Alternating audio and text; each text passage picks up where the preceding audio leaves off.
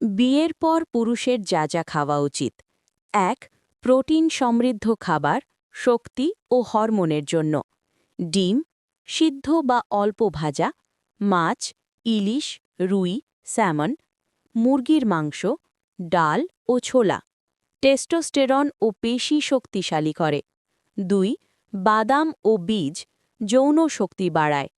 কাঠবাদাম, আখরোট, কাজু, কুমড়োর বীজ, তিল। জিঙ্ক ও ভালো ফ্যাটে ভরপুর। ৩. দুধ ও দুগ্ধজাত খাবার, দুধ, দই, ঘি অল্প পরিমাণে। হাড়, নার্ভ ও স্ট্যামিনা ভালো রাখে। ৪. ফল, রক্ত সঞ্চালন ও এনার্জির জন্য। কলা, খেজুর, ডালিম, আপেল, পেঁপে।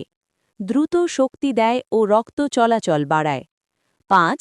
প্রাকৃতিক শক্তিবর্ধক খাবার, রসুন, আদা, মধু, কালোজিরা। যৌন দুর্বলতা কমাতে সাহায্য করে। ৬. শাকসবজি, হরমোন ব্যালেন্স, পালং শাক, ব্রোকলি, গাজর, টমেটো। শরীর ডিটক্স করে, ক্লান্তি কমায়। ৭.